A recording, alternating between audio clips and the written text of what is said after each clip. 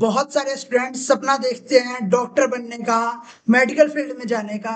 जब वो 10th के बाद पीसीबी लेते हैं और उनका एक गोल रहता है कि मुझे डॉक्टर बनना है, एमबीबीएस करना है। लेकिन बहुत सारे एग्जाम्स को, जैसे आपको नीट एग्जाम्स को क्लियर करना पड़ता है एमबीबीएस के लिए। तो एमबीबीएस में आज बात करें, नीट एग्जाम में बहुत सारे बच्चे बैठ रहे हैं, जैसे 23 लाख 24 लाख बच्चे अपीयर हो रहे हैं, आपके नीट प्रिपरेशन कर रहे हैं बच्चे। तो उसमें आपका जो बात करें मेडिकल सीट की, तो मेडिकल सीट्स बहुत ही कम है इंडिया में। तो क्या आप पे ऑप्शंस रहते हैं, तो साथ ही में जैसे ऑप्शंस होते हैं बीएससी नर्सिंग के, एमबीबीएस अब्रॉड के, बहुत सारे ऑप्शंस होते हैं। तो आज हमारे साथ हैं काजल रावत, एम्स ऋषिकेश में सेकेंड ईयर बीएससी नर्सिंग। हाँ, जो एस्पिरेंट्स जो नीट का एग्जाम दे के आए हैं, अगर आपका एग्जाम कैसा भी गया हो, अगर आपने बीएससी नर्सिंग का फॉर्म भरा है तो आपको कैसे प्रिपरेशन करना चाहिए, और जो आपको डाउट्स होते हैं कि क्या एम्स में पहुंचने के बाद क्या डिफरेंट रहता है एज कम्पेयर टू एमबीबीएस और बीएससी नर्सिंग, तो सब कुछ जानेंगे। तो सबसे पहले thank you so much Kajal Rawat ma'am, जो आपने हमारे साथ ज्वाइन किया। थैंक यू पीयूष मुझे इनवाइट करने के लिए। तो सबसे पहले स्टार्ट करेंगे इन्वायरमेंट, चाइल्डहुड से स्टार्ट करेंगे कि बचपन में आप कैसे थे पढ़ने में, और कैसा मतलब ग्रोइंग स्टेज था स्टार्टिंग बिफोर 10th। मैं बचपन में तो एज एन मतलब मैं बहुत जल्दी मेरे को ग्रास्प चीजें हो जाती थी बचपन में। मेरे अच्छे मार्क्स आते थे यूजुअली। 10th में भी मेरे 94 परसेंटाइल आए थे और मैं सीबीएसई बोर्ड से हूँ तो मार्क्स अच्छे आते थे। तो फिर 11th पे फिर ऐसे सोचा कि पीसीबी लेनी है क्योंकि ऐसे ड्रीम था। घर पे भी सबका यही ड्रीम था कि डॉक्टर बनना है, तो मैंने पीसीबी ली थी। तो फिर ऐसे करते करते फिर आई केम इनटू दिस लाइन। तो जैसे आपने बताया कि आपकी एकेडमिक पहले से ही अच्छी थी, आपकी 10th में भी 94% है। तो इसमें क्या मतलब पहले से डिसाइड था कि मुझे मतलब बायो लेनी है, क्योंकि या फिर जो एकेडमिक्स अच्छे थे और 94% है, क्योंकि अभी पेरेंट्स भी बहुत ज्यादा करते हैं कि साइंस स्ट्रीम ले लो, या फिर गर्ल्स ज्यादातर हम्म। चूज करती हैं कि बायो लेते हैं, डॉक्टर बनेंगे एज कम्पेयर टू इंजीनियरिंग या फिर कॉमर्स फील्ड, ऐसा कुछ। मेरा खुद का भी इंटरेस्ट था पीसीबी में शुरुआत से ही। मुझे मतलब पीसीबी ही लेना था, मुझे नीट ही करना था शुरुआत से ही। और मेरे पेरेंट्स भी काफी सपोर्टिव रहे हैं, मतलब कंपेरेटिवली उन्होंने कभी ऐसे फोर्स नहीं किया कि तुम यही कोर्स लो या ऐसा कुछ करो। मतलब मेरे पास ऑप्शन था 11th में, उन्होंने मुझे काफी टाइम दिया था कि तुम खुद चूज कर लो। उनका बस ये था कि आप अगर चूज कर रहे हो कोई कोर्स, जैसे पीसीबी अगर आप तुम चूज कर रहे हो तो तुम्हें खुद का विजन होना चाहिए कि तुम्हें आगे क्या करना है और तुम क्या क्या क्या परस्यू करोगे। तो उस हिसाब से मेरे पेरेंट्स तो काफी सपोर्टिव थे। तो इस समय जब आपने 10th to 11th मूव किया, आपने पीसीबी लिया, तो जैसे फ्रेंड्स का रोल कितना इंपॉर्टेंट रहा उस समय की। हाँ, मतलब जैसे अभी जो स्टूडेंट्स होते हैं, अभी 10th का रिजल्ट गया, तो उस समय ये होता है कि फ्रेंड्स ये ले रहे हैं, या फिर बहुत सारे फ्रेंड्स ऐसे भी होते हैं जो आपको मोटिवेट करते हैं कि ना यार मैं ये ले रहा हूँ, तो तू अपने चॉइस से ले। तो ऐसे मतलब आपके रोल में अपने फ्रेंड्स का या फिर इन्वायरमेंट बोले तो पेरेंट्स का, टीचर्स का कितना रोल रहा। मेरे जो फ्रेंड्स हैं, मेरे मतलब तीन ही दोस्त थे और मेरे तीनों दोस्त अलग अलग स्ट्रीम्स में गए। एक ने मैथ्स ली थी और एक ने आर्ट्स ली थी और एक ने कॉमर्स ली थी। तो ऐसा कुछ भी नहीं था कि मतलब जो फ्रेंड्स ले रहे हैं तो मेरे को भी वही लेना था, क्योंकि मुझे मतलब हमने 10th में काइंड ऑफ डिस्कस कर लिया था कि किसको आगे जाके क्या करना है, किसका क्या एम है। तो वो सारे अलग फील्ड में थे। तो फिर किसी मतलब मुझे मतलब बायो में इंटरेस्ट था, उन्हें पता था ये चीज, तो फिर हम सब ने ऐसे डिसाइड किया कि हम अलग अलग फील्ड्स में ही जाएंगे। जब क्लास 10 से 11th में, जैसे अभी भी जो स्टूडेंट मूव कर रहे होंगे, तो उसमें 11th में बहुत डिफिकल्टीज होती है स्टार्टिंग फेज में। जैसे बात करें अप्रैल मई जून, स्टार्टिंग में बहुत डिफिकल्टी होती है। आपने कैसे उस चैलेंजेस को फेस किया था, क्या आपको भी बहुत ज्यादा डिफिकल्टी हुई थी, क्या हुआ था, और क्या एडवाइस रहेगा जो बच्चे 11th में अभी जा रहे हैं। जब हम 11th में थे तब तो कोविड आ गया था। तो ऑनलाइन वाला सिस्टम पूरा हो चुका था। तो पढ़ाई तो मतलब बहुत ही ज्यादा डिस्टर्ब हो गई थी उस फेज में। और 11th में आके ना यूजुअली ऐसा होता है कि सीरियस नहीं होता। मैं अभी भी रिग्रेट करती हूँ कि मैं 11th में मतलब एक रीजन शायद मेरा नीट ना क्लियर करने का ये भी रहा हो कि मैं 11th में उतना सीरियस नहीं थी पढ़ाई को लेके। एक तो कोविड आ गया था और दूसरा जस्ट 10th से आप अच्छे मार्क्स लेके पास होते हो तो ऐसा आपको ओवर कॉन्फिडेंस होता है कि हाँ आगे तो हम निकाल ही लेंगे, इतना ही क्या ही डिफिकल्ट होगा। वो तो जब आप नीट दे दो तब आपके मुंह पे थप्पड़ पड़ता है कि इतना इजी नहीं होती है चीजें। तो 11th में मैंने बहुत ही नॉन सीरियस तरीके से पढ़ाई करी थी, आई एक्सेप्ट, मतलब मेरा 11th काइंड ऑफ बर्बाद ही था। एक तो कोविड था, स्कूल में ज़्यादा मतलब टीचर्स भी उतना नहीं हो पा रहा था, ऑनलाइन आया था तुरंत-तुरंत, तो अडैप्ट भी नहीं हो पा रहा था और ना हम पढ़ भी रहे थे उतने अच्छे से। तो ऐसा ही था। जैसे आपने बताया कि 10th में 94 आए थे, तो उसका भी मतलब डिसएडवांटेज बोल लो कि मतलब थोड़ा ओवर कॉन्फिडेंस भी हो गया था। और ये हाँ, मैक्सिमम स्टूडेंट के साथ भी होता है कि 10th में अच्छे परसेंटेज आते हैं, सीबीएसई से हो या किसी भी बोर्ड से हो। और साथ में फिर एक वो भी रहता है कि बोर्ड का प्रेशर रहता है 10th में, फर्स्ट बोर्ड। उसके बाद ये रहता है कि अब लाइफ चिल करनी है थोड़ा। हाँ, तो उस ये ऐसे ही होता है। तो क्या उस टाइम में कोई ये नहीं लगा कि हाँ मुझे फिर से अब कैसे करना है, जब आपको लगा कि मेरा 11th अब खराब जाने लगा, वो उस समय कैसे कमबैक किया? उस समय तो मतलब कब 11th में रियलाइज हुआ मैंने कि अब उतना, थोड़ा 11th खराब हो रहा है? जब 11th का रिज़ल्ट आया ना, तो फिर मेरे को ऐसा लगा कि क्योंकि मेरे कभी भी ऐसे मतलब 80s, मतलब 85 के उसमें नहीं आए, 85 परसेंटेज से कम नहीं आए, मतलब तो हमेशा 90s, मोस्टली 90s में आते थे। और मेरे 11th में मतलब 80s में ऐसे लो में आए थे, मतलब 81, 82 ऐसे करके कुछ परसेंटेज आई थी। तो मेरे को फिर ऐसा रिग्रेट सा हुआ था कि बहुत ज़्यादा मैंने नॉन सीरियसली पढ़ाई को ले लिया है, और फिर 12th में फिर ऐसा था कि खत्म ही होने वाला है फेज़। तो फिर पढ़ना तो था ही कॉम्पिटिटिव एग्ज़ाम्स के लिए। फिर 12th की बिगिनिंग के बाद से फिर आई गॉट थोड़ा सीरियस कि अब पढ़ाई पे ज़्यादा फोकस करते हैं। नीट की प्रिपरेशन क्या 11th में स्टार्ट कर दी थी? नहीं, मैंने 12th में नहीं करा था, क्योंकि जो मेरे आस-पास लोग थे, उन्होंने मुझे सजेस्ट किया था कि अगर आप 12th में मतलब स्टार्ट कर दोगे नीट की प्रिपरेशन, तो आप बोर्ड्स पे फ़ोकस नहीं कर पाओगे, और दोनों का पैटर्न अलग-अलग होता है। और उस समय मैंने खुद भी ज़्यादा रिसर्च वगैरह नहीं करी थी कि मुझे साथ में प्रिपेयर कर देना चाहिए या नहीं। तो वो भी एक डिमेरिट है मेरा, मतलब मुझे शुरुआत से ही अच्छे से तैयारी करनी चाहिए थी। तो अभी जो स्टूडेंट्स अगर देख रहे हो, तो मैं उनको ये एडवाइस करूँगी कि वो 11th क्लास से ही चीज़ें सीरियसली लेना शुरू कर दें। अगर आगे जाके उन्हें पीसीबी परस्यू करना है, नीट वगैरह करना है, तो उन्हें 11th से ही ध्यान देना चाहिए। उसके बाद जब आप 12th में गए, तो 12th में आपने स्टार्ट कर दी थी नीट की प्रेप? नहीं, मैंने 12th के बाद ड्रॉप लिया 12th के था। बाद में ड्रॉप से स्टार्ट की। तो 12th में जैसे 12th के साथ नीट का प्रेप की मतलब खुद से सेल्फ स्टडी किया था कि मतलब नीट का एग्जाम देना है, ऐसा कुछ?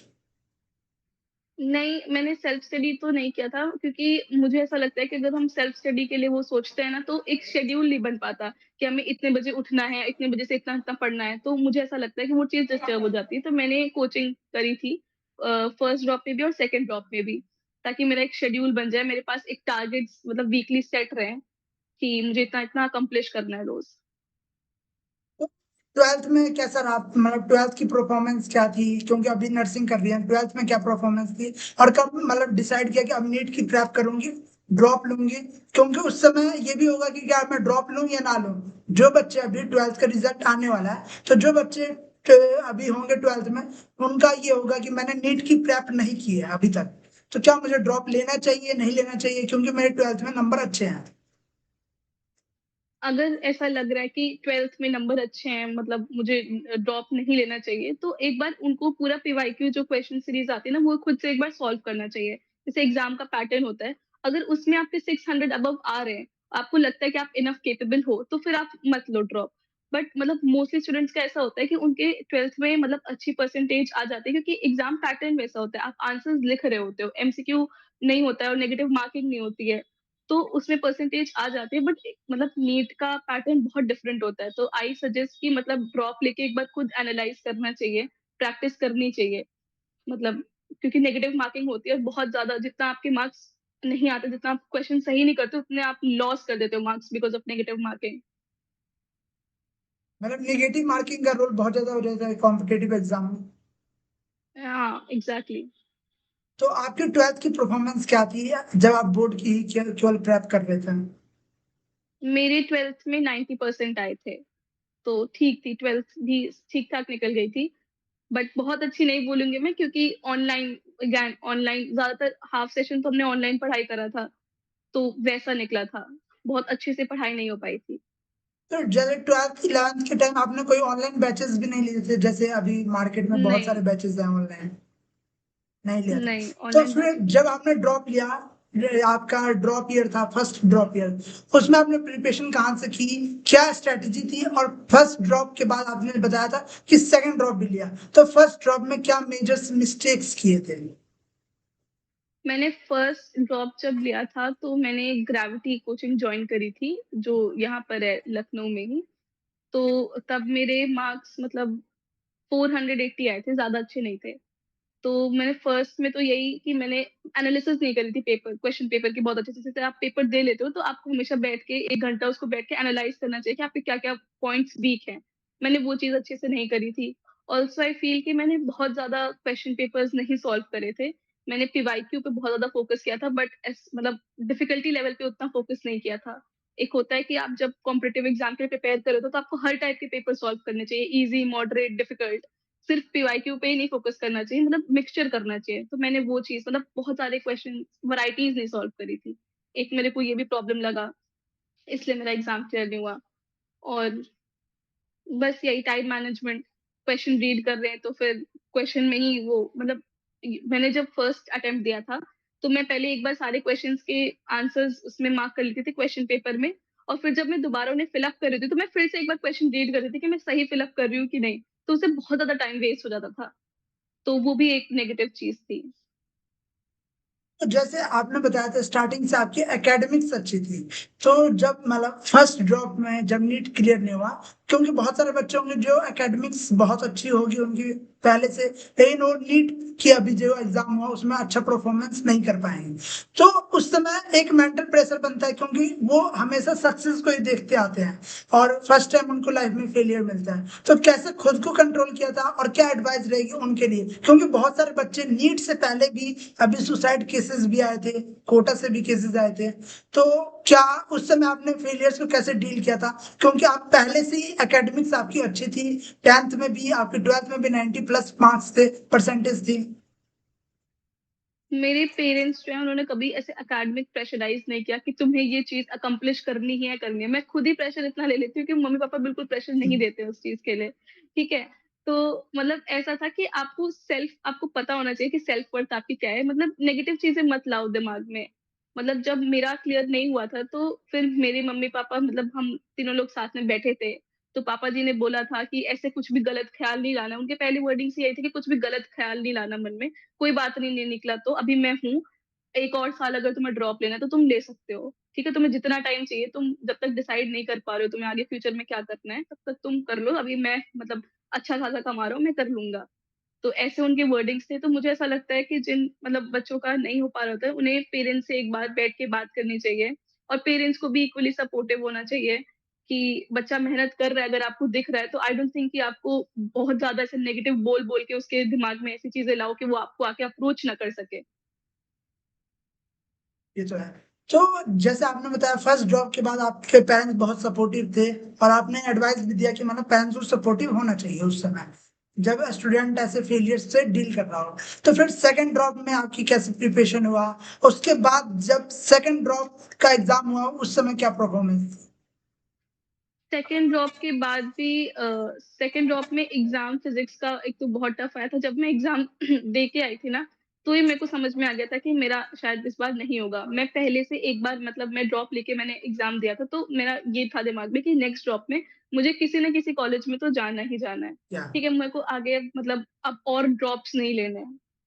तो मैंने प्रिपरेशन तो मतलब ऐसा था कि 100% दे देंगे, लेकिन अगर नहीं होता है तो बैठना नहीं है घर पे, कुछ और बैकअप में ऑप्शन होना चाहिए। फिर मैं ऐसे सर्च कर रही थी कि मैं क्या-क्या कर सकती हूँ, तो बैंड्स ऑप्शन था, बीडीएस था, बट मेरा उसमें पर्सनली इंटरेस्ट नहीं था। मतलब बैंड्स के लिए आपकी संस्कृत वगैरह स्ट्रॉन्ग होनी चाहिए, आपको आयुर्वेदा आना चाहिए, थोड़ा बहुत इंटरेस्ट आपका होना चाहिए। मेरा नहीं था सॉरी मतलब उस चीज़ में इंटरेस्ट। और बीडीएस में ऐसा था कि आप सिर्फ मतलब लाइक डेंटिस्ट बनोगे आप, सो आप सिर्फ केवल ओरल हेल्थ के बारे में मतलब कंसर्न्ड रहोगे, आप पूरी बॉडी नहीं ट्रीट कर सकते हो। तो सबसे क्लोज़ चीज़ जो मुझे लगी उसके बाद कि अगर मैं प्लान बी में कुछ रखती हूँ, तो वो नर्सिंग था कि मैं हॉस्पिटल ड्यूटी कर सकती हूँ, मैं पूरा मतलब सर्जरीज़ वगैरह अटेंड कर सकती हूँ। जो मुझे चाहिए था कि मतलब ऐसा है कि मेरे को ऐसा था कि अगर मैं हॉस्पिटल में काम कर रही हूँ, तो मेरे हाथों में खून लगना चाहिए, ताकि फ़ील हो कि मैं कुछ काम कर रही हूँ। ठीक है? तो मेरा मुझे ये चाहिए था। तो नर्सिंग सबसे क्लोज़ ऑप्शन था उसके। फिर मैंने ऐसा सोचा कि अगर मुझे नर्सिंग ही करनी है, तो फिर ऐसा क्यों ना करूँ कि मैं एम्स से करूँ, एम्स का टैग लेके नर्सिंग करूँ। तो फिर मैंने उसके बारे में सर्च किया, यूट्यूब वगैरह पे देखा, तो फिर मुझे पता चला कि एम्स नर्सिंग का अलग से एग्ज़ाम होता है। फिर मैंने फिर वो फॉर्म भी फिल कर दिया था साथ में। तो मेरा पहले अटेम्प्ट में ही एम्स ऋषिकेश मतलब क्रैक कर लिया था मैंने कि सीट मिल गई थी। जैसे आपने बताया, जैसे अभी बहुत सारे बच्चों ने नीट का एग्जाम दिया था, और जैसे आपने भी बताया कि आपको जब पेपर दिया तो आपको रियलाइज हुआ था कि इस बार नहीं हो पाएगा, जो एक्सपेक्टेड कट ऑफ होगी उससे आपके मार्क्स नहीं आ पाएंगे। तो जैसे आपने सेल्फ एनालिसिस किया और उसके बाद आपने ऑप्शंस को देखा, तो क्या क्या मेजर ऑप्शंस जो स्टूडेंट्स को भी एक बार डिसाइड मतलब चूज करने चाहिए कि मेजर ऑप्शंस क्या क्या है, जैसे बीएमएस, बीडीएस, एम्स नर्सिंग क्या हो गया, स्टडी अब्रॉड, और क्या क्या ऑप्शंस और रहते हैं, और कैसे इसे क्लासिफाई करना चाहिए कि किस स्टूडेंट के लिए कौन सा बेटर रहेगा। जैसे अगर आपको लैब टेक्नीशियन बनना हो, आपको इन सब चीज़ों में इंटरेस्ट हो, मशीनरी वगैरह में, तो आप एम्स पैरामेडिकल का एग्ज़ाम दे सकते हो। तो उसमें आप ऐसे टेक्नीशियन वगैरह बन सकते हो, आप प्रोफेशनल बन जाओगे हेल्थ केयर के, वो सारे एग्ज़ाम्स होते हैं। फिर एक तो कोर्स जो मैं कर रही हूँ वही है। फिर उसके अलावा आप मिलिट्री नर्सिंग में भी जा सकते हो, अगर आपका मतलब उसमें इंटरेस्ट है कि आपको उधर जाना है, एएफएमसी वगैरह में पढ़ना है, तो आप उधर भी जा सकते हो, एमएनएस कर सकते हो। और बीडीएस आपने बोल दिया, बैंप्स बोल दिया, और होम्योपैथी भी है if you have interest in that. तो ये सारे ऑप्शंस अवेलेबल होते हैं। तो जैसे बच्चों को स्टार्टिंग में डाउट रहता है ना कि जब नीट का रिजल्ट आता है कि बीएमएस करूं या ना करूं या ड्रॉप लूं, वो उस समय कैसे, अगर आप किसी स्टूडेंट को एडवाइस दें कि बीएमएस करना चाहिए या ड्रॉप लेना चाहिए या फिर आगे किसी ऑप्शंस पे देखना चाहिए, कैसे डिसाइड करें। जैसे अगर कोई स्टूडेंट है, ठीक है? मतलब आपको खुद पता होता है कि आपका इंटरेस्ट उसमें है या नहीं। बहुत सारे लोग बहुत सारी एडवाइसेज़ दे रहे होते हैं कि आप ये कोर्स कर लो, वो कोर्स कर लो। बट आपको खुद बैठना चाहिए और आपको एनालाइज़ करना चाहिए कि अगर आप मैं ये कोर्स करती हूँ, जैसे मेरे पापा जी ने मुझे बोला था कि अगर आप ये कोर्स कर रहे हो, तो आपको अपना फ्यूचर पता होना चाहिए कि आपको इस कोर्स में आगे ये करना है। तब तो आप वो कोर्स चूज़ करो, है ना? और अगर मान लीजिए आपने नीट मतलब 3 अटेम्प्ट्स दे दिए हैं, 4 अटेम्प्ट्स आपके हो चुके हैं। उसके बाद भी अगर आप ड्रॉप लेने का सोच रहे हो, तो फिर तो 5 साल का कोर्स ही होता है ना, और ड्रॉप क्यों लेना? मतलब आप इट्स नॉट लाइक कि आप वर्थलेस हो, ठीक है? एक एग्ज़ाम क्रैक नहीं हुआ तो ठीक है, कोई बात नहीं, आप किसी और चीज़ पे फ़ोकस करो, किसी और चीज़ पे अपना इंटरेस्ट ढूँढो। इट्स ऑलवेज़ लाइक आपको मूव ऑन करना पड़ेगा। कि अभी जो बच्चे स्पेशली नीट के होते हैं वो बहुत ज्यादा ड्रॉप पे ड्रॉप लेते हैं एज कि मुझे डॉक्टर ही बनना है, तो क्या एक मतलब पॉइंट ऑफ टाइम पे उन्हें सोचना चाहिए कि मुझे बैकअप एग्जाम्स की भी प्रिपरेशन करनी चाहिए। हाँ, मेरे हिसाब से हाँ, जैसे अगर आपने 2-3 मतलब मेरे हिसाब से 3 अटेम्प्ट्स मैक्सिमम होते हैं। आपको ऐसे क्लैरिटी के लिए आपको प्रिपरेशन टाइम भी इनफ मिल जाता है कि हाँ, फिर आपको हमेशा ऐसा बैकअप में ऑप्शन लेके चलना चाहिए 3 अटेम्प्ट्स के बाद। मतलब इवन इफ मतलब नीट कर लिया आपने, डॉक्टर ही आपका ड्रीम है, मतलब वही करना है। लेकिन फिर भी आपको मतलब 3 अटेम्प्ट्स के बाद आई गेस कि मतलब एज भी तो निकल रही होती है ना, आपको जॉब भी करनी है आगे चलकर, सिर्फ यही थोड़ी है कि आपको अटेम्प्ट्स पे अटेम्प्ट्स करते रहना है, उससे थोड़ी ना डिग्री मिलेगी आपको। तो आई थिंक 3 अटेम्प्ट्स के बाद आई यू शुड मूव ऑन। कोई प्लान बी रखना चाहिए हमेशा। जैसे बताया कि आपने नीट का एग्जाम दिया, उसके बाद आपने फर्स्ट अटेम्प्ट में आपने एम्स नर्सिंग का एग्जाम्स क्लियर करके अभी एम्स ऋषिकेश में है, तो क्या डिफरेंट है स्ट्रेटजीज को फॉलो करना चाहिए, क्या डिफरेंट रहता है एम्स नर्सिंग का एग्जाम कंपेयर टू नीट का एग्जाम। देखो जो नीट का एग्ज़ाम होता है ना, वो कंपैरेटिवली ज़्यादा टफ होता है। मतलब और कॉम्पिटिशन भी बहुत ज़्यादा होता है। लेकिन मतलब बहुत सारे 24 लाख जैसे बच्चे आपने बताया इस बार बैठ रहे हैं।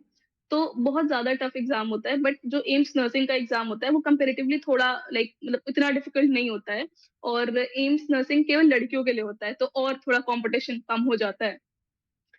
तो उतना ज़्यादा डिफिकल्ट नहीं होता, बट अगेन एम्स का कॉम्पिटिटिव एग्ज़ाम है, तो उस लेवल का तो होगा ही। और स्ट्रैटेजीज़ की अगर मैं बात करूँ तो मेरा शेड्यूल ऐसे होता था, मैं तो यूजुअली मतलब नीट के लिए तैयारी करी थी मैंने, तो मुझे एक्स्ट्रा ज़्यादा मेहनत नहीं करनी पड़ी एम्स नर्सिंग एग्ज़ाम के लिए। तो अगर कोई स्टूडेंट नीट के लिए बहुत ज़्यादा मतलब शिद्दत के साथ प्रिपेयर कर रहा है, जिसके 600 अबव आ रहे हैं, तो उसे बहुत ज़्यादा मेहनत करने की ज़रूरत नहीं है एम्स नर्सिंग के लिए। बस ऐसा है कि आप जल्दी-जल्दी सब कुछ रिवाइज़ कर लो एग्ज़ाम से पहले। मेरा तो मतलब स्ट्रैटेजी ये थी कि मैं सुबह उठ जाती थी 9 बजे तक, अगर मैं घर पर हूँ, तो 9 बजे तक आप उठ के सुबह ही प्लान कर लो कि आपको क्या-क्या टॉपिक्स पढ़ने हैं। ताकि आपका दिन में वो चीज़ रहे कि आपको इतना खत्म करना है रात भर में, क्योंकि मेरे से वैसे टाइम टेबल नहीं बनता कि मैं 8 से 9 ये करूँगी, 9 से 10 ये करूँगी, मतलब मेरे लिए वो अकम्प्लिश करना मुश्किल होता था। तो मैं सारे टॉपिक्स लिख लेती थी, फिज़िक्स, केमिस्ट्री, बायो के, और फिर मैं उन्हें अचीव करती थी दिन भर में, चाहे कितना भी टाइम लग जाए, और उन्हें कंप्लीट करने से पहले फिर मैं नहीं सोती थी। क्या दोनों का एग्जाम का सिलेबस लगभग सेम है? हाँ, लगभग सेम होता है, मोस्टली तो सेम ही होता है, बट हाँ, कुछ क्वेश्चंस जो होते हैं वो मतलब रिलेटेड टू नर्सिंग भी आते हैं कि एज़ अ कंपेटेंट नर्स आपको क्या करना चाहिए। वो ज़्यादा डिफिकल्ट नहीं होते हैं, वो आपको बस ना अपना बेसिक कॉमन सेंस यूज़ करके वो आंसर्स करने होते हैं। तो और जीके भी आता है। अच्छा। एम्स नर्सिंग के एग्जाम में जीके भी आता है। फिजिक्स, केमिस्ट्री, बायो और 10 क्वेश्चंस जो होते हैं वो जीके के होते हैं। तो जैसे जो एस्पिरेंट अभी नीट का एग्जाम दे के आए हैं, तो उनके लिए अगर वो अभी से प्रिपरेशन स्टार्ट करें, जैसे 27 को आपका एग्जाम है, जो एम्स नर्सिंग का एग्जाम है, तो तब तक क्या प्रिपरेशन, कैसे स्ट्रेटजीज को फॉलो करना चाहिए? क्योंकि अभी आपके 45 डेज, अब 45 डेज के समथिंग रह गया है, तो कैसे करना चाहिए? और क्या आपने उस समय कोई मॉक्स दिए थे? मॉक क्या इंपॉर्टेंट होते हैं एम्स नर्सिंग के एग्जाम्स को क्लियर करने के लिए, जो कि नीट में, जो नीट की प्रिपरेशन करके आए हैं स्टूडेंट? ऑनेस्टली मैंने तो मतलब मॉक टेस्ट ढूँढने की कोशिश करी थी, बट मुझे नहीं मिला था। तो फिर मैंने ऐसा करा था कि मैंने ज़्यादातर नीट के जो क्वेश्चन पेपर्स थे वही सॉल्व करे थे। और नीट की तैयारी में इतने सारे क्वेश्चन पेपर सॉल्व हो गए थे, मतलब नीट का पेपर दे दिया था, तो फिर ऐसा था कि मतलब थोड़ा कॉन्फिडेंस बिल्डअप हो जाता है कि हाँ, अब शायद नेक्स्ट जो आएगा उसमें क्लियर हो जाएगा। अगर मुझे एडवाइस देनी हो तो मैं ऐसे बोलूँगी कि मतलब आप वीकली ही इतने सारे क्वेश्चन पेपर सॉल्व कर लो कि जब आपका एक्चुअल क्वेश्चन पेपर आए तो आपको उतना डर ना लगे, घबराहट ना हो। तो मेरे साथ ऐसा था कि मतलब उतना डर नहीं लगा था मुझे, क्वेश्चन पेपर जब आया था तब। ईज़ी क्वेश्चन पेपर होता है, उतना डिफिकल्ट नहीं होता अगर आप मतलब प्रिपेयर्ड हो अच्छे से तो।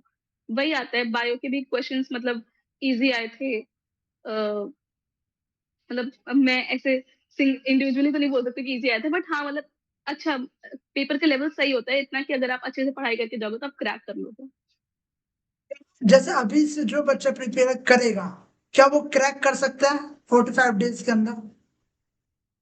अगर आप इससे पहले नीट की तैयारी कर रहे थे, तो आप क्रैक कर लोगे। अगर आप एकदम ज़ीरो लेवल से शुरू कर रहे हो, तो इम्पॉसिबल तो नहीं बोलूँगी, बट हाँ, मतलब आपको कंपैरेटिवली ज़्यादा मेहनत करनी पड़ेगी। आप खुद सोचो कि एक बच्चा है जो पूरे साल मेहनत कर रहा है, उस एग्ज़ाम को क्रैक करने के लिए, उसके पास ज़्यादा नॉलेज होगी कंपैरेटिवली आपसे कि आप अभी से शुरू करोगे। क्योंकि आपको फिज़िक्स में और केमिस्ट्री में आपको क्वेश्चन सॉल्विंग मतलब अगर आप फ़ॉर्मूला रट भी लेते हो, तो भी आपको अप्लाई करने के लिए आपको बहुत ज़्यादा प्रैक्टिस की ज़रूरत है। तो आपको दिन में एटलीस्ट 50 टू 100 एटलीस्ट क्वेश्चंस आपको सॉल्व करने पड़ेंगे रोज़, अगर आप अभी से शुरू कर रहे हो।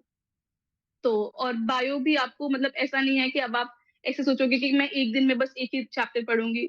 अगेन इट्स नॉट पॉसिबल, आपको मल्टीपल टाइम रिविजन्स करना पड़ेगा, तभी आप क्रैक कर सकते हो एग्ज़ाम। तो आप क्रैक कर लोगे शायद 2 मंथ्स में, बट आपको बहुत ही ज़्यादा स्ट्रैटेजी लगानी पड़ेगी, आपको पूरा सिलेबस कवर करना पड़ेगा, मॉक टेस्ट देने पड़ेंगे। तो जैसे एम्स नर्सिंग में आपने बताया कि जीके भी आता है, तो जीके मतलब किस टाइप का आता है और आपने कैसे प्रिपरेशन किया था? मैंने जीके का मैंने तो मतलब न्यूज़पेपर्स वग़ैरह मतलब पढ़े थे और बेसिक जो चीज़ें कि प्रेसिडेंट कौन है, प्राइम मिनिस्टर कौन है, वाइस प्रेसिडेंट कौन है, ये सारी चीज़ें मतलब पढ़ी थी। और उसके अलावा जैसे कुछ सिटीज़ वग़ैरह के नाम होते हैं ना, जो जैसे कि पिंक सिटी कौन-सी है, ऑरेंज ऐसे नाम होते हैं, या वो सब अच्छे से पढ़ना चाहिए, मतलब मेरे हिसाब से कि और जैसे मतलब जो बेसिक जीके के क्वेश्चन्स होते हैं ना, उस पे मैंने ज़्यादा फ़ोकस किया था। और मतलब मैंने जीके पे बहुत ज़्यादा फ़ोकस भी नहीं किया था क्योंकि ऐसा था कि मैक्सिमम क्वेश्चन तो पीसीबी से भी आते हैं। 30 क्वेश्चन्स फिज़िक्स, 30 क्वेश्चन केमिस्ट्री और 30 बायो के। केवल मतलब 10 क्वेश्चन्स जीके के थे, तो मैंने बहुत ज़्यादा फ़ोकस नहीं किया था। उसपे बस बेसिक नॉलेज की इंडिया के बारे में कौन मतलब किस अथॉरिटीज़ पे है, वो सब सीखा था मैंने, याद करा था। जैसे अगर बात करें कि जो बच्चा नीट के बाद अब एम्स नर्सिंग की प्रिपरेशन कर रहा है और वो एग्जाम देने वाला है, तो क्या डिफरेंट पेपर अटेम्प्टिंग स्ट्रेटजी होनी चाहिए जो नीट में होती है एज कम्पेयर टू जो एम्स नर्सिंग में उसको फॉलो करनी है? जो एम्स का एग्ज़ाम होता है ना नर्सिंग का, वो कंप्यूटर बेस्ड होता है। अच्छा। तो आपको सिस्टम मतलब आप फ्रेंडली होना चाहिए आपको कि आप एग्ज़ाम कैसे अटेम्प्ट करोगे और आपको एक रफ शीट दी जाती है और मतलब उसमें आपको सॉल्व करना है और आंसर्स भी आपको कंप्यूटर में ही मार्क करने होते हैं। तो वो मतलब बच्चे को पहले अगर जैसे अगर आप हिंदी मीडियम से हो, आप बहुत ज़्यादा सिस्टम फ्रेंडली नहीं हो, तो आपको पहले वो सीखना पड़ेगा। क्योंकि जब मैं एग्ज़ाम देने गई थी, तो जो मेरे साइड में स्टूडेंट थी, वो मतलब उन्होंने सिस्टम बहुत ज़्यादा यूज़ नहीं किया था और उन्हें आइडिया नहीं था पैटर्न ऑफ एग्ज़ाम का, तो उन्हें बहुत दिक्कत हो रही थी उस समय। उन्हें बहुत बार मतलब मैम को बुलाना पड़ा था हेल्प के लिए। जैसे अगर कहीं ऐसा होता है ना कि आप थोड़ा सिस्टम यूज़ नहीं करते, तो वो उस सेवर मोड पे चला जाता है। या स्क्रीन सेवर मोड शायद बोलते हैं उसको। वो स्लिप तो मोड। ब्लैक हो जाती है। हाँ, हाँ जी। तो उसमें भी उन्हें इश्यू हो रहा था कि वो चल नहीं रहा था सिस्टम, तो आपको सिस्टम फ्रेंडली होना चाहिए। दूसरी चीज़ कि आपको हमेशा जैसे एग्ज़ाम होता है जो एम्स बीएससी नर्सिंग का, उसका लेवल नीट से थोड़ा-सा मतलब लाइक कम होता है, उतना डिफिकल्ट नहीं होता है।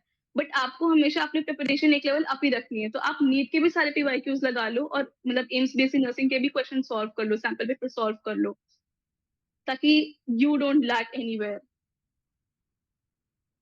जैसे एम्स नर्सिंग का आपने बताया और साथ में आपने एक एग्जाम बताया था पैरामेडिकल करके, एम्स पैरामेडिकल, तो क्या उसकी भी प्रिपरेशन किया था और क्या उसमें डिफरेंट रहता है? क्योंकि अगर अभी जो नीट जिसका नहीं निकला होगा या फिर जिसका नीट अच्छा नहीं गया होगा या फिर उसकी प्रिपरेशन उस लेवल की नहीं होगी और वो बैकअप ऑप्शंस देख रहा है, तो अगर वो पैरामेडिकल को देख रहा है तो पैरामेडिकल में क्या डिफरेंट है एज कम्पेयर टू है, हम बात करें नीट की या फिर बीएससी नर्सिंग की?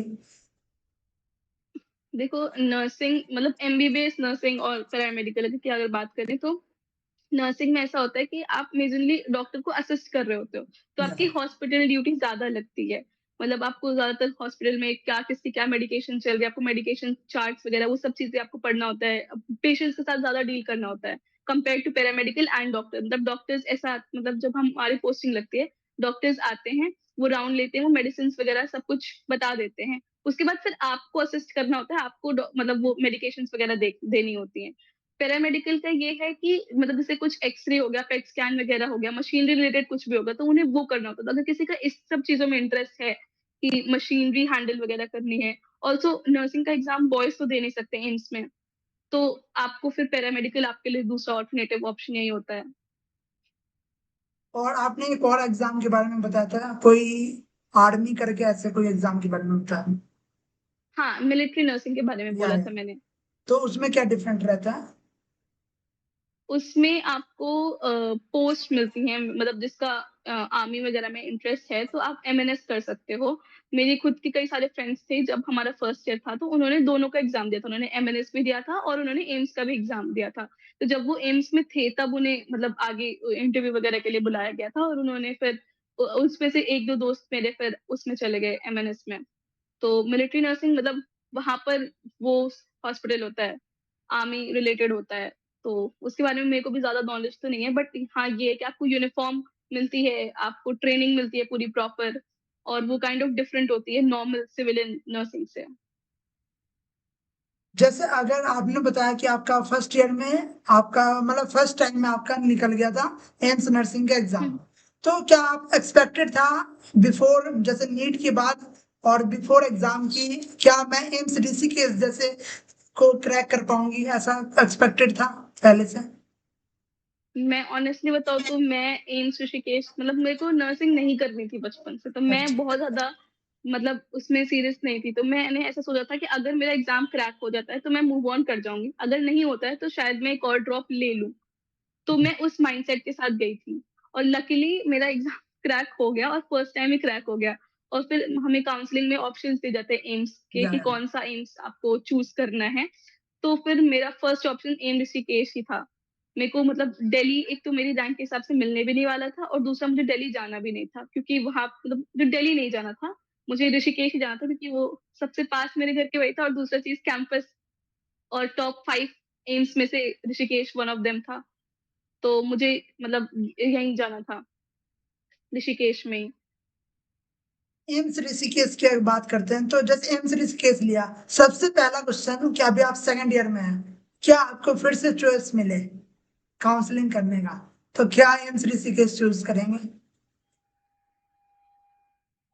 शायद नहीं, मतलब तब फिर मैं बैठ के सोचूँगी कि मैं किसी और एम्स शायद जाऊँ क्योंकि मेरे को मतलब मैंने पहले भी ऐसा बोला है कि मुझे मतलब कुछ रूल्स जो है ना स्पेसिफिक में मुझे पसंद नहीं है। मतलब एक तो डिस्क्रिमिनेशन बहुत ज़्यादा होता है यहाँ पे, शायद बाकी एम्स में भी होता हो मुझे आइडिया नहीं है। मैं यहाँ पे एक हूँ इसलिए मुझे पता है कि यहाँ पे डिस्क्रिमिनेशन बहुत ज़्यादा होता है मतलब स्टूडेंट्स के बीच में। एक कोर्स दूसरे कोर्स से कॉम्पिटिट कर रहा होता है, चाहे वो एमबीबीएस हो, चाहे वो नर्सिंग हो, चाहे वो पैरामेडिकल हो, वो सारे के सारे एक-दूसरे से एक तरीके का कॉम्पिटिशन ही चल रहा था कि मैं बेटर हूँ, मैं बेटर हूँ। तो वो चीज़ मतलब मुझे पसंद नहीं है। दूसरा मतलब ऐसे कुछ-कुछ मतलब जैसे जो एडमिनिस्ट्रेशन है, मुझे कुछ-कुछ रूल्स उनके नहीं अच्छे लगते हैं। बाकी तो सब ठीक ही है। और एम्स ऋषिकेश में क्या मतलब आपको आने के बाद क्या एडवांटेजेस मिले कि मतलब एम्स ऋषिकेश में एज डिफरेंट क्या है एज कंपेयर टू डिफरेंट मतलब दूसरे एम्स से बात करें तो अच्छी बात है बताएं पहले। इन सबसे पहले तो कैंपस बहुत ज़्यादा सुंदर है यहाँ का। मतलब और मुझे बाकी बैकग्राउंड वॉइसेज़ आ रही हैं शायद। यहाँ का कैंपस मेरे को बहुत ज़्यादा सुंदर लगा था। तो मैंने मतलब पहाड़ों के चक्कर में मोस्ट ऑफ द स्टूडेंट्स यही करते हैं कि पहाड़ों के चक्कर में एम्स ऋषिकेश आ जाते हैं। तो मेरा भी यही रीज़न था। फिर बाकी तो मुझे एक्सपोज़र बहुत ज़्यादा यहाँ पे मिला है कि मतलब रोबोटिक सर्जरीज़ में सबसे पहले एम्स ऋषिकेश में ही शुरू हुई थी।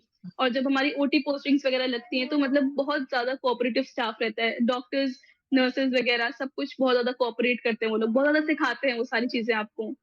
तो वो चीज़ मुझे काफ़ी अच्छी लगी थी यहाँ पे एम्स ऋषिकेश में। क्या क्लिनिकल एक्सपोजर बहुत ज्यादा है एम्स ऋषिकेश में? हाँ, क्लिनिकल एक्सपोज़र बहुत ज़्यादा है। आपको फर्स्ट ईयर से ही क्लिनिकल एक्सपोज़र देना शुरू कर देते हैं। ऐसे तो फर्स्ट ईयर में सबसे पहले आपको मतलब कुछ महीनों के लिए वही स्किल्स लैब में भेजते हैं आपको, मतलब ऐसे ट्रेनिंग देते हैं। ट्यूटर्स बहुत सीरियसली लेते हैं उस चीज़ को। आपका डेमोन्स्ट्रेशन राउंड होता है, फिर आपका री-डेमो होता है। आपको खुद करके जो मैनेक्विन्स वगैरह होते हैं वहाँ पे, उन पे दिखाना होता है। उसके बाद फिर आपको भेजा जाता है क्लिनिकल ड्यूटी पे। फिर वहाँ पर आपके सीनियर्स वगैरह जो हो गए और जो एनओज़ वगैरह हो गए, वो आपको सारी चीज़ें सिखाते हैं।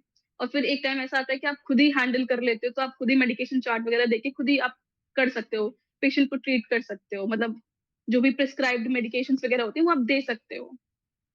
मतलब फर्स्ट ईयर से ही आपको मेडिकल एक्सपोजर मिल जाता है एम्स ऋषिकेश में। हाँ, क्या एम्स जो आपने मतलब एक्सपेक्ट किया था आफ्टर काउंसलिंग की कैसी आपकी एकेडमिक्स होगी वहां पे जाके, क्या एकेडमिक्स वहां पे बहुत ज्यादा हेक्टिक है?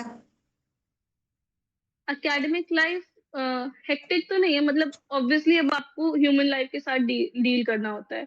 तो कुछ-कुछ चीज़ें स्ट्रिक्ट हैं, मतलब वो चीज़ अच्छी भी है, क्योंकि अगर हम मतलब उस चीज़ को स्ट्रिक्ट नहीं रखेंगे तो शायद स्टूडेंट्स वगैरह हम लोग उतना सीरियसली नहीं लेंगे और फिर आगे जाके अगर हमने किसी के साथ कुछ रॉन्ग मेडिकेशन किसी को दे दी या किसी पेशेंट को कुछ गलत बता दिया, तो वो चीज़ तो उसके लिए हानिकारक है ना, हम तो कहकर निकल जाएँगे।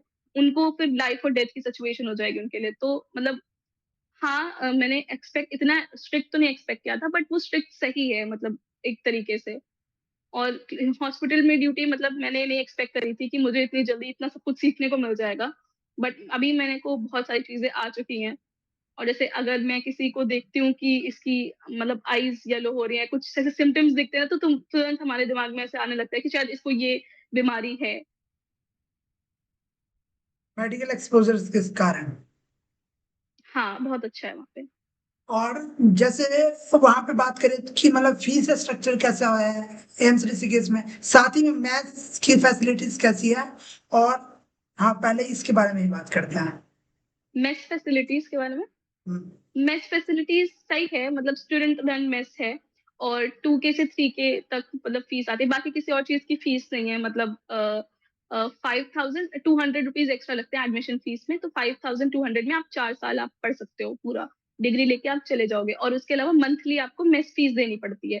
वो 2K से 3K मतलब 3 से K से कभी एक्सीड नहीं करती, 3000 के अंदर ही रहती है वो हमेशा। और उसके अलावा मेस फूड भी ठीक है, मतलब डाइजेस्टिबल है, अच्छा है। मतलब ऐसा होता है कि वीकली शेड्यूल हो जाता है कि मंडे टू संडे आपको ये मिलेगा और फिर वही फूड आपका होता है। अच्छा है, मतलब खाने लायक होता है। मतलब हमारी दाल में दाल होती है, पनीर में पनीर होते हैं। जो मतलब जो ऑनलाइन सोशल मीडिया पे दिखता है एम्स ऋषिकेश, उससे क्या डिफरेंट है अगर हम केवल हम मैथ्स की बात करें तो? जो ऑनलाइन दिखता है, ऑनेस्टली ऑनलाइन सिर्फ सब पॉजिटिव पॉजिटिव बोलते हैं या कि सब कुछ बहुत हैपनिंग है, सब कुछ बहुत अच्छा चल रहा है। कोई आपको मेस में लगी लाइन के बारे में नहीं बताएगा। कोई आपको ये नहीं बताएगा कि फर्स्ट ईयर की कितनी लंबी लाइन लगती है और बाकी ईयर्स की छोटी लाइन लगती है। कोई ये सब चीज़ें आपको नहीं बताता है। तो जब आप आ जाते हो तो आपको पता चलता है कि ये सारी चीज़ें ऐसी हैं। मतलब दूर से तो सब कुछ बहुत सुंदर-सुंदर लग रहा होता है, बट हाँ, कुछ चीज़ें आपको मतलब जैसे फर्स्ट ईयर में तो हम ऐसे लाइन लगाते थे तो हमें बड़ा दिक्कत होती थी कि 1 घंटे का ही टाइम और हमें जल्दी-जल्दी खाना चाहिए सबको, तो उसमें इश्यू होता था, बट खाना मिल जाता था। सिर्फ़ ये फर्स्ट ईयर में इश्यू होता है, बाकी सेकंड, थर्ड, फोर्थ ईयर में मतलब सॉर्ट हो जाता है फिर। तो बच्चे बाहर खाने लगते हैं? नहीं, नहीं, बाहर नहीं खाने लगते, मतलब फिर सबका फर्स्ट ईयर में ऐसा होता है ना कि बच्चों को मतलब एक ही लाइन लगती है लंबी-सी। या सेकंड, थर्ड, फोर्थ ईयर तक बच्चे अपना शेड्यूल कर लेते हैं कि इतने टाइम में जाएँगे तो खाना मिल जाएगा। उन्हें आइडिया हो जाता है कि इतने टाइम में भीड़ चली जाएगी, तो सबको खाना आराम से मिल जाता है, तब भीड़ नहीं होती। और हॉस्टल की बात करें तो वहाँ पे हॉस्टल फैसिलिटीज़ कैसी है गर्ल्स के लिए? अच्छी हैं, काफ़ी सेफ है। मेरे को मतलब ऑनेस्टली जो एम्स ऋषिकेश का कैंपस है, बहुत ज़्यादा सेफ लगता है। मतलब मैं तो यूपी में रहती हूँ, हाँ। लखनऊ में, तो मैं रात में निकलना यहाँ पे उतना प्रेफ़र नहीं करती, मतलब ज़्यादा नहीं निकलती हूँ मैं। बट मतलब एम्स ऋषिकेश में ऐसा है कि अगर मतलब एक तो कैंपस बहुत बड़ा है, आप हर जगह पे गार्ड्स हैं, तो मतलब मुझे बहुत ज़्यादा सिक्योर वहाँ पे फ़ील होता है कि आप कभी भी किसी भी टाइम निकल सकते हो। और हॉस्टल में मतलब भी फैसिलिटीज़ अच्छी हैं, मतलब first year, second year, third year के लिए ऐसा होता है कि आपको रूममेट के साथ रहना है, एक आपका रूममेट अलॉट हो जाता है, उसके साथ ही रहना है। तो अगर आपके दोस्तों से अच्छी बन रही है, तो आपको हॉस्टल बहुत अच्छा लगेगा, नहीं बन रही है तो then you will have issues. और जैसे बात करें एमबीबीएस आपने बताया पैरामेडिकल और ये, तो क्या जो फैकल्टी मेंबर होती हैं वो भी डिफरेंशिएट करते हैं बच्चों को? मतलब थोड़ा बहुत तो हाँ, ऑब्वियसली करते हैं। मतलब मैंने एमबीबीएस और नर्सिंग का तो देखा है कि कुछ-कुछ रूल्स उनके में ज़्यादा फ्लेक्सिबल है कंपैरेटिवली हमारे। उनको वो चीज़ें अलाउड है बट हमें नहीं अलाउड है। जैसे बहुत छोटी-सी बात बोलूँ तो जैसे हमारे ना एक इन्विक्टा होता है, फेस्ट होता है। अच्छा। तो गेम्स का स्पोर्ट्स होता है, उसमें काफ़ी सारे लोग आके पार्टिसिपेट कर सकते हैं। उसकी कमिटी जो होती है वो सिर्फ़ एमबीबीएस की है, नर्सिंग की नहीं है। तो ऑब्वियसली ये चीज़ जो है नोटिस में है फैकल्टीज़ की, बट क्यों नहीं है? उनकी भी होनी चाहिए ना, क्योंकि सारे गेम्स अगर एमबीबीएस मतलब वही ऑर्गेनाइज़ कर रहे हैं, तो ऑब्वियसली फेयर अनफेयर तो सब वही खेलेंगे ना। रिजल्ट्स आप खुद ही खेल के खुद ही रिजल्ट्स डिक्लेयर कर रहे हो, तो हाउ इज़ दिस फेयर? और मतलब फैकल्टीज भी डिफरेंशिएट करते हैं ना? कुछ हद तक हाँ, करते हैं। और क्या अगर पैरामेडिकल से क्या ये नर्सिंग वाले डिफरेंशिएट करते हैं, ऐसा कुछ? मेरा पैरामेडिकल में ऐसा कोई ख़ास दोस्त नहीं है, बट हाँ, मतलब जैसे कि हमारा हॉस्टल है, उनका कोई हॉस्टल नहीं है। उनके मतलब पैरामेडिकल कोर्स के लिए वो लोग बाहर रहते हैं और ये मतलब यही एक चीज़ मैंने नोटिस करी और हम कुछ-कुछ सब्जेक्ट्स में वो हमारे साथ पढ़ते हैं। वैसे तो ज़्यादा मतलब ऐसा भी नहीं कि बहुत ज़्यादा डिस्क्रिमिनेशन होता है। डॉक्टर्स भी आते हैं हमें पढ़ाने के लिए कुछ-कुछ सर्टेन सब्जेक्ट्स जैसे मतलब एनाटॉमी, फिजियोलॉजी वगैरह हो गई, वो सब डॉक्टर्स सेम पैरामेडिकल को भी पढ़ाया जाता है, सेम मतलब हमें भी पढ़ाया जाता है। तो उसमें तो डिफरेंशिएशन नहीं होता। एकेडमिक्स में उतना कुछ मतलब नहीं होता है कि डिफरेंशिएशन हो। अगर बात करें एम्स नर्सिंग में, जैसे जो बच्चा भी सोच रहा हो, जैसे हम किसी भी एग्जाम, जैसे जो बच्चा नीट की प्रेप कर रहा है और एमबीबीएस करेगा, तो उसको पता नहीं रहता है ना कि एमबीबीएस में रियली कितना पढ़ना पड़ता है। तो अगर बात करें हम नर्सिंग की, तो कितना पढ़ना पड़ता है, कितना एकेडमिक प्रेशर होता है एग्जाम्स को लेके? होता है एकेडमिक प्रेशर तो मतलब आपको पास होने के लिए भी ऐसे नॉर्मल कॉलेजेस में तो ये होता है ना कि 35% से ऊपर ले आओ तुम पास हो जाओगे। ऐसे आप अच्छा। यहाँ पे नहीं होता है कि 50% से भी अबव होना चाहिए आपका पास होने के लिए आपको। और अगर आपकी अटेंडेंस कम है तो परसेंटेज इंक्रीज़ हो जाती है कि इतने परसेंटेज आपको लाने हैं टू पास मतलब नेक्स्ट उसमें ईयर में जाने के लिए। एकेडमिक प्रेशर होता है, ऐसा नहीं होता कि बिल्कुल भी नहीं होता है। मतलब रेगुलर मतलब हमारे तो ऐसा है कि मतलब आप किसी भी मेडिकल कोर्स में चले जाओ, आप एमबीबीएस कर रहे हो, आप नर्सिंग कर रहे हो, आपके एग्ज़ाम्स खत्म ही नहीं होते। हर महीने कोई ना कोई एग्ज़ाम हो ही रहा होता है। मतलब ऐसा होता है कि मेरे बाकी जो दोस्त मतलब जो हॉस्पिटल से रिलेटेड नहीं है, वो कोर्सेज़ कर रहे हैं, वो चिल कर रहे होते हैं और हम अभी एग्ज़ाम दे रहे हैं और हमारे नेक्स्ट एग्ज़ाम शेड्यूल हो चुके होते हैं कि हमें अगले महीने फिर ये पेपर देने हैं। तो एकेडमिक प्रेशर रहता है। दर्द पीला। तो अगर बात करें कि मतलब एग्जाम्स के लिए क्या मतलब बच्चे मतलब डे बाय डे डेली पढ़ते हैं, या फिर केवल एग्जाम के टाइम पढ़ते हैं? मतलब एज उससे पता चलता है ना कि प्रेशर कितना है एग्जाम का रियल स्टूडेंट के ऊपर। हमारे क्लास में ना 91 स्टूडेंट्स हैं, तो हर तरह के स्टूडेंट्स हैं। कुछ ऐसे हैं जो डेली पढ़ते हैं, आज पढ़ा दिया गया तुरंत उसके नोट्स बन जाएँगे, नेक्स्ट डे उनको पूरा टॉपिक क्लियर होगा। नेक्स्ट क्या पढ़ाया जाना है क्लास में वो भी पढ़ के आते हैं। तो कुछ स्टूडेंट्स तो मतलब बहुत ज़्यादा सीरियसली लेते हैं, तभी उनकी रैंक वगैरह आ जाती है, मतलब फर्स्ट, सेकंड, थर्ड में आते हैं वो।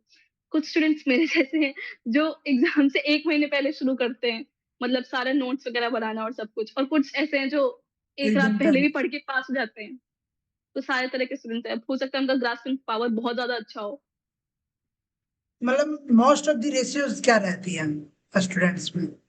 मोस्ट ऑफ द रेशियोज़ तो यही रहते हैं कि आपको मतलब एग्ज़ाम से पहले ही पढ़ना शुरू कर देते हैं बच्चे। ऐसा नहीं है कि एग्ज़ाम से 1 दिन पहले आप पढ़ के आपको अगर आप एग्ज़ाम से 1 दिन पहले पढ़ोगे तो फिर बहुत ज़्यादा मेंटल प्रेशर होता है आपके ऊपर। पास-फेल का ही डर लगता है, तो आप पहले से ही पढ़ना शुरू कर देते हैं बच्चे, 1-2 महीने पहले से। ज़्यादातर रेशियो ऐसा ही है कि 1-2 महीने पहले से ही पढ़ना शुरू कर देते हैं। जब आप एम्स ऋषिकेश आपने चूज किया था, तो क्या चीजें थी जो आज आपको पता है, मतलब बोले तो dark reality of AIIMS Rishikesh? Dark reality तो एक तो मैंने वही मेंशन करी कि डिस्क्रिमिनेशन होता है अमंग डिफरेंट कोर्सेज़, एक तो यही हो गया। बाकी मतलब पहले हमें स्टाइपेंड मिलता था, वो स्टाइपेंड भी नहीं मिलता। पहले ऐसा था कि नर्सिंग में स्टाइपेंड था, 500 पर मंथ सारे स्टूडेंट्स को मिलता था, अब वो बंद हो गया है। बट मतलब मोस्ट तरह से कि मतलब एम्स में वो चीज़ है, अभी यहाँ पर नहीं है, तो वो चीज़ भी है। बाकी एडमिनिस्ट्रेशन भी मुझे कुछ ख़ास पसंद नहीं है ऑनेस्टली, मतलब मुझे सपोर्टिव नहीं लगते हैं बहुत ज़्यादा वो लोग। यही चीज़ें हैं, मतलब आई डिडन्ट फ़ील कि मतलब एक कोर्स दूसरे कोर्स से कॉम्पिटिट करेगा, ये चीज़ मैंने नहीं एक्सपेक्ट करी थी। क्योंकि हॉस्पिटल तो सारे ही मतलब हॉस्पिटल ऐसे थोड़ी चलेगा कि सिर्फ़ डॉक्टर्स हो तभी चलेगा, सिर्फ़ नर्सेज़ हो तभी चलेगा। सारे सबका होना ज़रूरी है। तो वही चीज़ बस कॉम्पिटिशन नहीं पसंद मुझे यहाँ का कि जिस तरीके से और ये सिर्फ़ स्टूडेंट्स में है। मतलब जब तक आप स्टूडेंट एरा में हो तब तक ही है, जब क्योंकि जब हमारी हॉस्पिटल में पोस्टिंग लगती है, तो वहाँ पे जो नर्सिंग ऑफिसर्स रहते हैं और जो डॉक्टर्स रहते हैं, जेआरएसआर रहते हैं, वो बहुत ज़्यादा फ्रेंडली हैं। वो एक-दूसरे के साथ हैंग आउट कर रहे हैं, एक-दूसरे के साथ काम कर रहे हैं, वो बहुत फ्रेंडली है एनवायरनमेंट। लेकिन यहाँ जो बच्चों का एनवायरनमेंट है, वो थोड़ा-सा कॉम्पिटिटिव है। बच्चों ने ये खुद बनाया है? हाँ, मतलब बच्चों ने खुद भी बनाया है और मतलब उन्हें कहीं न कहीं ये भी पता है कि इसका कुछ होगा नहीं। मतलब इसके लिए थोड़ी ना कोई कुछ पनिश करेगा। जैसे अभी एम्स ऋषिकेश है जो टॉप 5 एम्स में आता है, एम्स ऋषिकेश, क्या इसका मेन कारण उसका लोकेशन ही है? नहीं, ऐसा नहीं है कि लोकेशन या एक्सपोज़र भी बहुत ज़्यादा मिलता है। एकेडमिकली भी बहुत मतलब वो वर्क करते हैं कि स्टूडेंट्स मतलब स्किल्ड हों। अब एम्स मतलब ऐसा थोड़ी है कि सिर्फ़ नाम का ही है, बहुत ज़्यादा हमें एक्सपोज़र देते हैं, बहुत ज़्यादा हमें सिखाया भी जाता है। और ऐसा नहीं है कि सिर्फ़ हमें बता के चीज़ें छोड़ दी गई हों, नहीं ऐसा नहीं है। हमें पूरा मतलब ऐसे फ़ोकस करते हैं कि हम स्किल्ड हों, मतलब हमारी ऑस्की वगैरह भी होती है और जो चीज़ अगर मेंशन्ड है सिलेबस में तो उस चीज़ को बहुत सीरियसली लिया जाता है। अगर हमारी कम्युनिटी पोस्टिंग्स हैं, तो ऐसा नहीं है कि सिर्फ़ लिखा हुआ है और लिख के वो चीज़ साइन करके फिनिश कर दी जाए, नहीं। हमें एक्चुअल में भेजा जाता है कम्युनिटी में, हमें डील करना होता है फैमिलीज़ के साथ में, तो हर चीज़ का एक्सपोज़र दिया जाता है, आपको पूरा ऐसे डेवलप करते हैं। और जैसे आपका जब फर्स्ट मेडिकल एक्सपोजर था, यहाँ पे मेडिकल आपने ट्रीटमेंट किया होगा, तो उसमें क्या मतलब, जैसे एक एक्सपेक्टेशन होती है ना कि मतलब फर्स्ट है, तो वो कैसा था और रियलिटी में मतलब कैसा था वो? मेडिकल ट्रीटमेंट ऐज़ इन मैं समझी नहीं। मतलब फर्स्ट आपका क्लिनिकल एक्सपोजर कैसा था वहां पे? फर्स्ट क्लिनिकल एक्सपोज़र तो जब हम फर्स्ट ईयर में थे, तो तब सब लोग हमें बच्चे ही मान रहे थे। तो मतलब हमें डायरेक्टली कुछ ऐसे काम हमें मिल नहीं रहा था शुरुआत में। तो जैसे कुछ भी अगर कुछ कैनुला किसी को लग रहा है या फिर किसी का रिमूव हो रहा है, तो हमें बुला लेते थे कि ये ऐसे देखो। फर्स्ट 2 मंथ्स हमें ऐसे ही सिर्फ ऑब्जर्वेशन के लिए हमें रखा। ऑब्जर्वेशन पीरियड था वो हमारा। उसके बाद फिर हमें धीरे-धीरे बताया गया। तो जो पहली बार जब मैंने सैंपल लिया था ब्लड सैंपल तो मैं बहुत ज़्यादा खुश थी कि मैंने खुद वेन पैल्पेट करके मैंने ब्लड सैंपल लिया और मैंने अपने सारे दोस्तों को भी बताया था। फिर मैं अपने घर में भी सबको डरा रही थी कि मैं जब घर आऊँगी तो मैं इंजेक्शन लेके आऊँगी और मैं सबका ब्लड सैंपल लूँगी। तो मतलब जब ये आप मतलब जो एग्जाम्स की प्रिपरेशन करते हैं, वहां से लेके जो एक ड्रीम्स होता है कि मैं क्लिनिकल एक्सपोजर, तो उसमें बहुत इंटरेस्टिंग लगता है कि मतलब सेम काम कर रहे हैं। हाँ, ऑब्वियसली बहुत ज़्यादा इंटरेस्टिंग लगता है। हमें तो ऐसा लगता है कि मतलब मेरे और मेरे सारे दोस्तों को हमें हॉस्पिटल में ड्यूटी करना बहुत ज़्यादा पसंद है। कॉलेज में ऐसे रह के लेक्चर्स लेना मतलब कम इंटरेस्टिंग लगता है कंपैरेटिवली हॉस्पिटल के। जब आप प्रिपेयर कर रहे होते हो तो आपका ड्रीम होता है कि आप मतलब हॉस्पिटल में काम करो और जब आप वहाँ पे एक्चुअल में काम करते हो तो आपको बहुत ज़्यादा मतलब अच्छा लगता है। तो आफ्टर बीइंग इन हॉस्पिटल मतलब वहाँ पे काम वगैरह करने के बाद आई एम हैप्पी कि मैंने ये कोर्स चूज़ किया। बच्चों को सबसे ज्यादा दिक्कत होती है कॉलेज लाइफ में अटेंडेंस की, तो एम्स ऋषिकेश नर्सिंग में क्या है ऐसे? अटेंडेंस तो देखो थ्योरी में 80% होनी चाहिए हर सब्जेक्ट में, ठीक है? तो आपको 80% अगर आपको एग्ज़ाम में बैठना है तो आपको 80% आपकी सारे सब्जेक्ट्स में अटेंडेंस पूरी होनी चाहिए और अबव मतलब लाइक अबव नहीं सॉरी हाँ, अबव 90% होना चाहिए एग्ज़ाम में बैठने के लिए क्लिनिकल अटेंडेंस और 100% होनी चाहिए नेक्स्ट ईयर मतलब में जाने के लिए नेक्स्ट लाइक सेकंड ईयर में जाने के लिए, थर्ड ईयर में जाने के लिए। तो मतलब सीधी-सी बात है कि आपकी क्लिनिकल अटेंडेंस जो है वो 100% होनी चाहिए और ऐसा तो है नहीं कभी कोई बीमार नहीं होगा।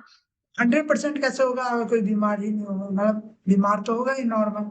ऑब्वियसली बीमार होंगे लेकिन फिर जब सबकी छुट्टियाँ लगती हैं होली, दिवाली की, 1-1 हफ्ते की, सारे बच्चे जब घर जा रहे होते हैं तब आपको कंपनसेट करना होता है। मतलब जब सबके वेकेशन होंगे तब आप हॉस्पिटल में ड्यूटी कर रहे होंगे उस टाइम पे। तो वैसे 100% होता है। मीन्स हेक्टिक ही हो जाता है। अगर तबीयत खराब हाँ, होगी तो आपको फिर से मतलब छुट्टियों के दिन में काम करना। हाँ। तो क्या वहाँ पे छुट्टियाँ कम मिलती हैं? जैसे मतलब बात करें कि वेकेशंस के बारे में। हाँ, काइंड ऑफ मतलब फर्स्ट ईयर में तो हमें अच्छे खासे वेकेशंस दे गए थे मतलब होली, दिवाली वगैरह। अभी हमें समर वेकेशंस और विंटर वेकेशंस दे दिए गए हैं। मतलब छुट्टी उतनी ही रहती है बस ऐसे है कि आपको कहाँ पर वो चीज़ शेड्यूल हो रही है क्योंकि एक टाइम पे सारे चारों बैचेस की छुट्टी कर नहीं सकते, फिर हॉस्पिटल में ड्यूटी कौन करेगा? तो ऐसा होता है कि एक मतलब फर्स्ट ईयर की होली, दिवाली की रख दी अगर उनकी 1-1 वीक की रख दी है मतलब फॉर एग्जांपल, तो सेकंड ईयर का समर वेकेशन और विंटर वेकेशन रख दिया है। उतने ही दिन की छुट्टियाँ बट अलग टाइम पे शेड्यूल है। तो अभी हमारा समर वेकेशन चल रहा है। तो छुट्टियाँ मिलती हैं बट स्टूडेंट्स को तो कितनी भी छुट्टियाँ मिल जाएँ अगर आप घर से दूर हो तो कम ही लगती हैं। क्या जैसे वहाँ पे स्टूडेंट्स जाते होंगे तो जो फर्स्ट ईयर में है, क्या उन्हें मतलब ऐसा होता है कि बहुत सारे स्टूडेंट ऐसा है कि छोड़ देते हो मतलब फैमिली का वो कि एक होम सिकनेस वाली फीलिंग, और उस हुँ, समय हुँ। आपने कैसे किया था? क्योंकि आपने बताया कि आपने प्रेप भी अपने घर से ही किया था। हाँ, मतलब होम सिकनेस होती है बट फिर अगर आप घर से निकलोगे नहीं तो फिर आप सीखोगे नहीं चीज़ें। मतलब आप घर पे रह के तो वो स्किल्स नहीं गेन कर सकते ना जो आप हॉस्पिटल में ड्यूटी वगैरह करके सीखोगे तो। और दूसरी चीज़ मतलब मुझे इतना ज़्यादा होम सिकनेस नहीं होती थी क्योंकि मतलब मेरे को बचपन से ये था कि हॉस्टल तो जाना ही है एक टाइम के बाद में। बट हाँ, कुछ बच्चों को बहुत ज़्यादा प्रॉब्लम हो रही थी जो मतलब बहुत ज़्यादा पैम्पर्ड होते हैं घर पे, छोटे होते हैं सबसे। तो उन्हें बहुत ज़्यादा इश्यू होता है। तो फिर 2-3 बच्चों ने छोड़ा भी था कोर्स क्योंकि उन्हें काइंड ऑफ बहुत ज़्यादा मतलब हेक्टिक लग रहा था सब कुछ। एकदम से इतनी सारी रिस्पॉन्सिबिलिटीज़ आ जाती हैं आपके ऊपर कि आपको क्लिनिकल ड्यूटी भी करनी है, आपको असाइनमेंट्स भी करने हैं, आपको खुद पास भी होना है एग्ज़ाम्स में। तो उन्हें बहुत ज़्यादा स्ट्रेसफुल लगता था। सीनियर्स कितने हेल्पफुल होते हैं एम्स में? सीनियर्स मतलब मेरे हिसाब से अभी तक मुझे जो सीनियर्स मिले हैं, वो तो काफ़ी ज़्यादा हेल्पफुल होते हैं। मतलब मोस्ट ऑफ द चीज़ें जैसे होती होती कि आपको लगता है कि डाउट मतलब आप टीचर से नहीं पूछ सकते हो, तो आप सीनियर से पूछ सकते हो। बहुत सारे प्रोसीजर्स हैं जो उन्होंने हमें ऐसे करके दिखाए हैं मतलब रियल लाइफ मतलब में पेशेंट्स के ऊपर, तो उनकी प्रेज़ेंस में हम करते हैं। तो मतलब सीनियर्स बहुत ज़्यादा हेल्पफुल होते हैं। वही सिखाते हैं मोस्ट ऑफ द टाइम्स आपको रियल लाइफ पेशेंट्स पे क्योंकि सारे टीचर्स सारे स्टूडेंट्स को नहीं अटेंड कर सकते। तो सीनियर हेल्पफुल है। तो अगर आप जैसे एम्स नर्सिंग आपने चूज किया, और क्योंकि अभी जो बच्चे नीट का प्रेप करके आए होंगे तो अभी जैसे डाउट्स में ही रहते हैं ना बच्चे की मुझे जाना चाहिए नहीं जाना चाहिए, तो क्या आपको लगता है कि आप अगर उस स्टेज में होते तो क्या फिर से, अगर आपको ये रियलिटीज पता होती, तो क्या फिर से आप बीएससी नर्सिंग चूज करते या ड्रॉप ईयर लेते? मैं फिर से बीएससी नर्सिंग चूज़ करती क्योंकि मतलब मुझे अभी पता है कि स्टूडेंट लाइफ है, तो मतलब अभी मैं नर्सिंग कर रही हूँ इसलिए मुझे पता है कि इसमें क्या स्ट्रगल्स हैं। इसलिए मुझे दूर के कोर्सेज़ अच्छे लग रहे हैं कि उनमें स्ट्रगल्स नहीं है। बट ऐसा थोड़ी है कि आप मतलब कोई भी कोर्स करोगे उसमें स्ट्रगल्स नहीं, उनके अलग स्ट्रगल्स हैं, हमारे अलग स्ट्रगल्स हैं। तो मैं अगर वापस से उस फेज़ में होती तो मैं वापस से बीएससी नर्सिंग चूज़ करती क्योंकि मुझे मुझे पता है कि आगे जाके मेरा फ्यूचर सिक्योर है इसमें और मुझे खुद भी मतलब अच्छा लग रहा है kind of BSc nursing honours करके। जो बच्चे मतलब बहुत ज्यादा ड्रॉप लेते हैं उन्हें मतलब क्या मतलब कैसे उन्हें इम्प्रूव करना चाहिए, और क्या उन्हें बीएससी नर्सिंग जैसे एग्जाम्स को देना चाहिए फीमेल ऑब्वियसली आपको कैंडिडेट देना को? चाहिए। एक एग्ज़ाम को लेके जो अगर आपसे नहीं क्रैक हो रहा है, शायद आपकी कप ऑफ टी नहीं है, तो उसको लेके आप अपनी लाइफ़ थोड़ी होल्ड कर सकते हो। आपको मूव ऑन करना पड़ेगा कहीं न कहीं। आपको खुद देखना पड़ेगा और ये ऐसा नहीं है कि अगर मैं आपको बता दूँगी कि आप बीएससी नर्सिंग करो तो आप जॉइन कर लोगे।